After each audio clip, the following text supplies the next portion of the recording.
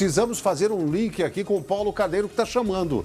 Diretamente de Goiânia para falar do assunto do momento. A gente vai atualizar tudo para você que está com a gente no Balanço Geral em primeira mão sobre o caso do assassinato da corretora de imóveis. A polícia quer agora entender a dinâmica do crime. Como é que aconteceu? Conversamos isso ontem com o Paulo Carneiro, porque ela estava desaparecida desde dezembro. Aí o síndico do prédio onde ela vivia, onde havia a desavença ali, ele e o filho dele foram presos, acusados desse assassinato. Você recebe agora informação em primeira mão atualizada do Paulo Carneiro, que assim como todo o jornalismo de Goiânia, está debruçado nessa história, que é a história do momento e de grande comoção, né? Seja bem-vindo. Bom dia, Paulo. Bom dia, Paulo. Bom dia, Fabiana. Bom dia, William. Bom dia para você acompanhando o Balanço Geral amanhã. Pois é, Fabiana, caso de grande repercussão, como você disse, e o jornalismo da Record acompanhando de perto. Aliás, ontem foi destacado pelos os delegados o trabalho da imprensa e essa grande repercussão que acabou facilitando nas investigações. Bom, ontem, por volta de 11 da manhã, teve uma coletiva para poder falar sobre o caso. E a pergunta feita por todos os jornalistas era justamente essa: qual é a dinâmica do crime? Mas o Kleber, o síndico, que é apontado pela polícia como o principal suspeito, não respondeu essa pergunta para os delegados, porque foi montada uma força-tarefa para que esse caso fosse resolvido. Para os delegados, ele disse apenas onde o corpo estava, mas não disse a dinâmica. Vamos relembrar para quem está acompanhando o Balanço Geral, a Daiane desaparece no dia 17 de dezembro, no apartamento em que ela morava, quando a luz do apartamento dela é desligada. Ela desce até o subsolo para poder conferir o que tinha acontecido. Desde então, ela não foi mais vista.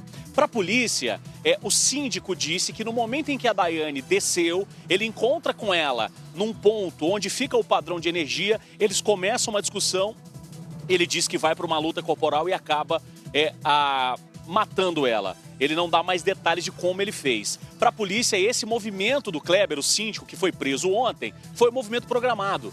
Apesar dele dizer que não tinha premeditado o crime. Mas o Kleber conhecia os pontos, sabia os pontos cegos onde as câmeras não filmavam. Para a polícia ficou muito claro que a pessoa que cometeu o crime era uma pessoa que conhecia a rotina do prédio, porque das 9 câmeras, só 3 tiveram as imagens cedidas. No momento em que a Daiane desce para poder conferir se a luz dela, por que motivo a luz dela tinha acabado, ela faz um vídeo e mostra a porta do apartamento dela aberta. Depois, no outro dia, a porta está fechada. Ou seja, para a polícia, a pessoa que matou tinha acesso ao prédio, porque ninguém vai no local, some com a pessoa, deixa a porta aberta e volta para fechar a porta. Bom, ontem na coletiva também foi destacado que todo o crime ali, a briga dele com a Daiane no subsolo durou cerca de 8 minutos. E aí tem um ponto que pode ser o ponto fatal para a polícia ter chegado a ele. Ele sai do prédio com a capota da picape fechada e volta com a picape aberta. Ou seja, muitas perguntas que ainda precisam ser respondidas. O corpo da Daiane veio para o IML de Goiânia, deve passar por uma perícia e aí vai apontar o real motivo da morte da corretora.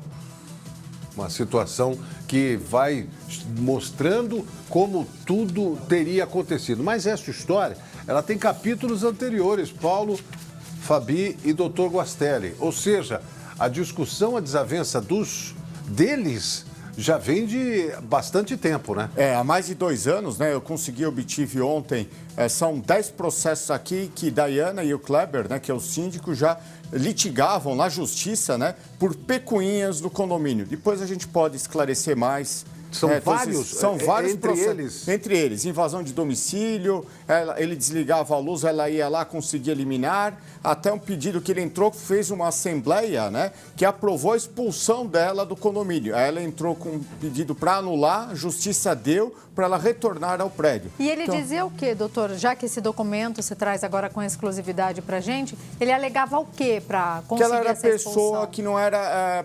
persona não grata, né? Uma pessoa que não era bem-vinda no condomínio, causava, né? E a gente percebe aí que o fundo tudo disso daí era aquela discussão por causa de dinheiro. Ela tinha 6 apartamentos lá, alugava, né? E ele não gostava, porque ele tinha algumas outras unidades também. Então havia essa pecuinha entre os dois, Quer né? dizer, eles, Paulo Carneiro, eles tinham essa desavença porque tanto um quanto o outro acabavam lucrando com os aluguéis dos apartamentos que tomavam conta dentro do condomínio. Isso aí foi tomando um corpo, foi ficando mais inflado o ego e a raiva de cada um e acabou acontecendo o que aconteceu. É isso que a polícia trabalha com essa hipótese, Paulo?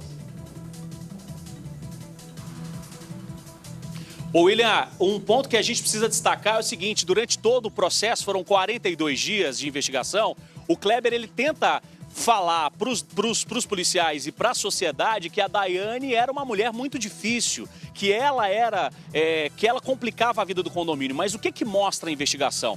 A investigação aponta que o próprio Kleber era quem criava essa situação. Por quê? Porque ele disputava o mercado com ela, né? Ela também era corretora de imóveis e ele queria administrar os apartamentos. Ele administrava os apartamentos. Então, quando passa para ela, começa essa briga. Todas essas ocorrências, 10, 12 ocorrências que ela tinha, eram por conta dessa desavença. Mas o Kleber, para a polícia, plantou isso para mostrar que era uma pessoa difícil, para justificar qualquer absurdo que viesse a acontecer, como foi revelado. E aí ontem, além do Kleber, o filho dele, o Michael, foi preso. E qual que é a participação do Michael nesse caso? Segundo a polícia, o Michael obstruiu o trabalho da polícia. Ele pega no dia seguinte e compra um outro telefone para o pai, como se quisesse apagar as provas do dia 17. Então, se for comprovada a participação dele, ele também deve responder por 2 crimes: homicídio e ocultação de cadáver. Vai também se colocando dentro dessa história e pode ter ajudado diretamente, que é o que a polícia também está investigando. Ele pode ter ajudado, ele pode ter ido lá, pego o corpo e ter ajudado o pai. Eu não estou dizendo que ele fez isso, né? O que eu estou dizendo é que ele pode ter feito e a polícia é que está investigando, né? O Paulo está acompanhando todos os detalhes lá desse caso, que vai tomando proporções cada vez maiores, né, doutor Guasté? Exatamente. E é importante o seguinte: não tinha as câmeras do condomínio, a polícia lá de Goiás conseguiu as câmeras locais, conseguiu o monitoramento do carro, fez a apreensão do celular do síndico, né, do Kleber, e aí conseguiu fazer a quebra. E a quebra de dados, né, tanto de informações como da geolocalização, né, colocou ele naquela estrada que ele desovou o corpo da Daiane. E aí, questionado sobre isso, ele não soube responder a priori, né, e depois, quando a polícia consegue o mandado de prisão, porque o conjunto probatório, os indícios eram fortes, né, da autoria do crime, né, a justiça decreta a prisão temporária, ele é preso e quando ele é levado à delegacia, ele confessou o crime. Então agora a polícia está tentando entender a participação do filho, se no homicídio ou só na ocultação, ou se ele atrapalhou, né, as investigações. Porque segundo informado pela Polícia Civil de Goiás, né, ele teria comprado no próprio dia 17 um novo aparelho celular para o pai.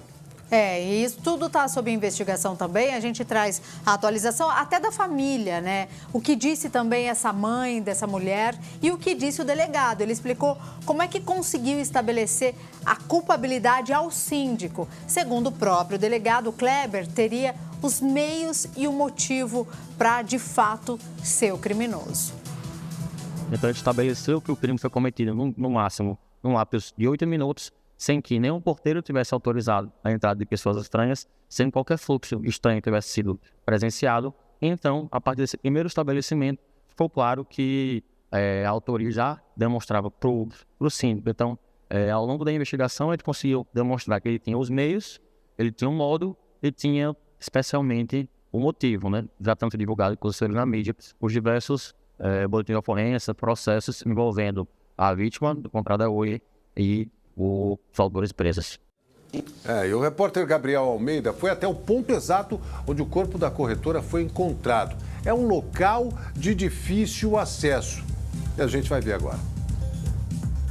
Nossa equipe veio até a GO 213, que liga a cidade de Caldas Novas a Ipameri. Foi exatamente aqui nesse trecho que o síndico parou o veículo que ele utilizava para cometer o crime, pega o corpo da Daiane e joga. O corpo foi encontrado bem distante aqui desse ponto, porque choveu bastante. E a forte enxurrada levou o corpo de Daiane para essa região de mata fechada. Nós vamos entrar agora neste local onde mais cedo os policiais passaram junto com o síndico. Ele indicou esse ponto, mas os policiais inclusive tiveram dificuldades para entrar aqui na mata porque eles não sabiam exatamente a localização de onde estava a ossada da Daiane. A partir desse ponto aqui é quase impossível passar, porque existem muitos galhos aqui entrelaçados, e foi bem ali, mais ou menos a 5 metros de onde eu estou, que o corpo dessa corretora foi encontrado. O síndico foi preso, ele foi levado para a delegacia e confessou absolutamente tudo. Inclusive, acredito eu, que se o síndico não tivesse confessado o crime e indicado onde o corpo estava, dificilmente os policiais teriam chegado aqui neste ponto.